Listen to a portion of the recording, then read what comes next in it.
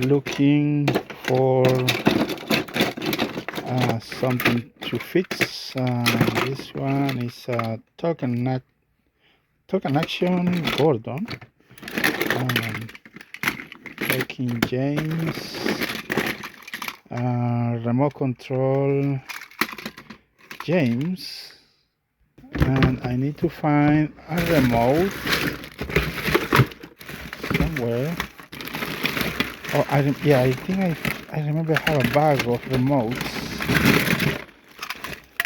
What is this? These are for Thomas. Here's one for James. All right. Quick inspection. Need connector, coupling. Battery compartment looks clean. How about the remote control? This is Heat Toy Company, James. Look at that battery corrosion. Rest looks okay. So let's remove all the screws. Let me put this away. And here is the tricky part. I think I got it. All right. I need to replace this specific battery terminal. Sometimes some works are easy, others not so easy. Okay, I need a spare part.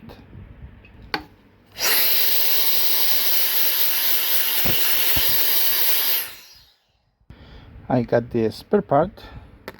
Next is to install this piece right here. Excellent. I'm gonna pull it and then fold this tab. Let me get, I need 6 batteries, and that's 3 for this remote. Let's see if it works now. Hold on, my glasses are falling off. Oh, switch on.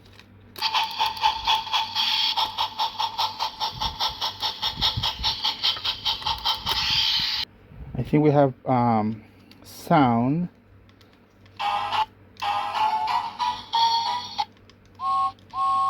Good. At least this was easier than the previous video. We had to replace the battery, the speaker on the other one. Looks way much better. The turn for James, we are going to check if this thing works. So for those who are new to this channel and ever wonder if we have power from the battery pack to the motor, to the locomotive, you just pull this battery up and you'll see a light blinking. That means we have power. Now if your light are blinking like a intermittent blinking, that means you need to replace the batteries. Now let's check if it works. So that means we have power and we need to give it the motor a little spin. And what I mean is that you need to grab the motor and spin the knob like this, the cog, so it will clear the it will make contact, because it's been a long time and I just buy and sell the wood ones, and the rest just store it. That's the reason I have a lot models. And yes, we need to remove these tiny screws from this lever. Pull the cover.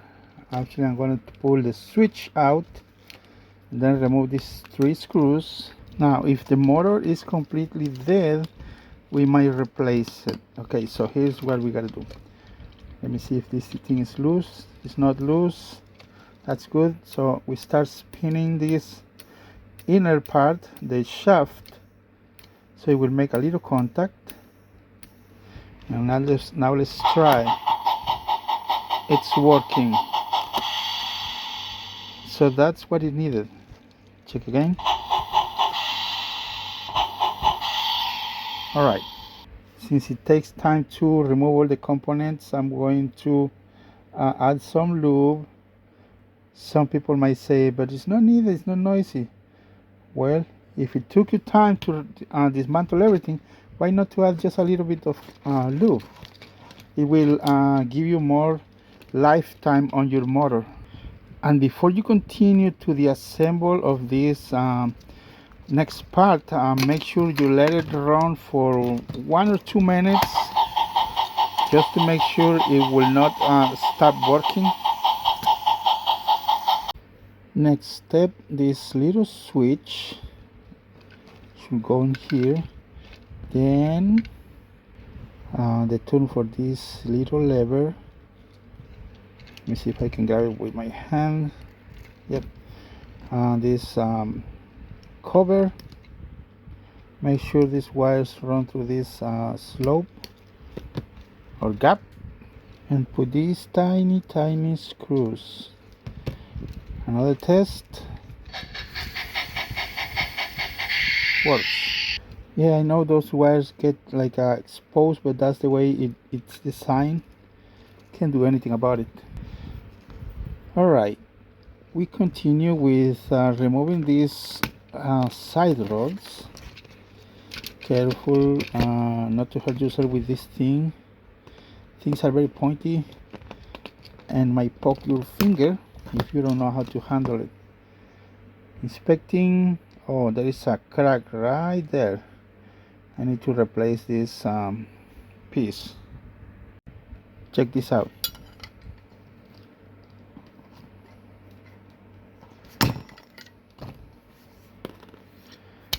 Easy. Next part, I just grab my riveting tool and voila, easy peasy. I don't know if they sell this specific cog, because this needs to be trimmed down a little bit. See what I mean? This is the original one, and this is really wide and does not allow you to run with on this motor, so you need to trim it down. I bought like a 10,000, I don't know if it was 10,000 piece or 20,000 piece of this years ago. Let's see if I can, one hand, yeah, good. Next, be careful when doing this thing. I do not recommend you to do it at home or do it under adult supervision. You might hurt yourself, so be very careful.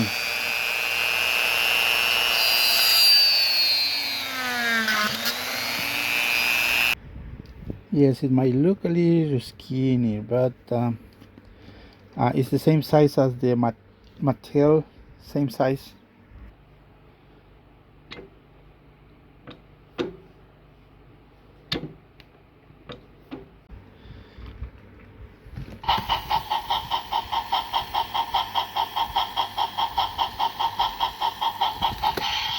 Perfect.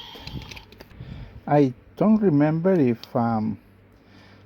these are supposed to be gray or tan, this color. It doesn't matter, I'll just put it like that. And the next step, we need to find couplings, but here I'm gonna put 2 of these custom rubber couplings. These are the ones I have. See, I don't need to worry about this broken down in a couple of years. They might last years because there are 2.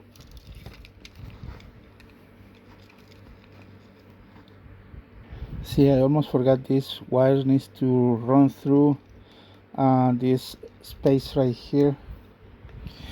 Testing. All right.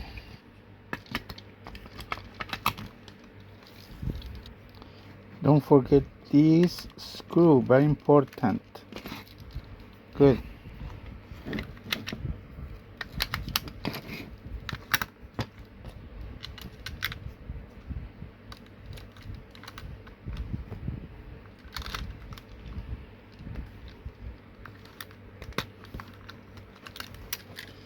Next step, it's this I think I gotta change those those decals, but I also think I need to make one for this battery cover. This one no good and no longer needed.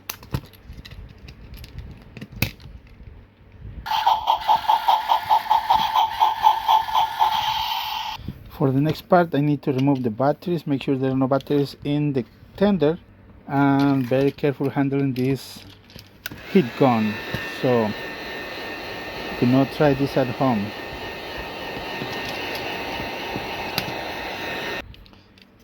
These decals are very old, so this one came off almost very clean.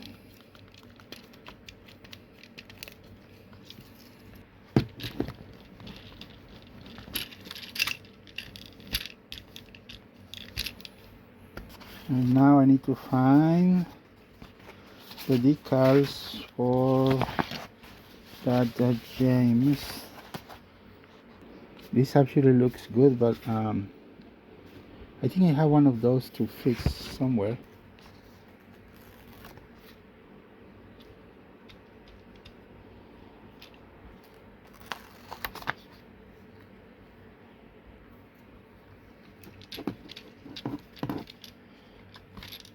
Looking good. So we have here the battery cover, perfecto. Was about to try to make, but look, I found another battery cover, so which is great. I don't have to print that decal for now. Okay, I think we are done with remote control James.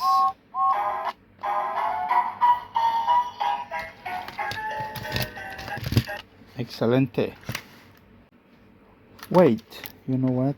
I am going to give a touch up with yellow oil-based markers.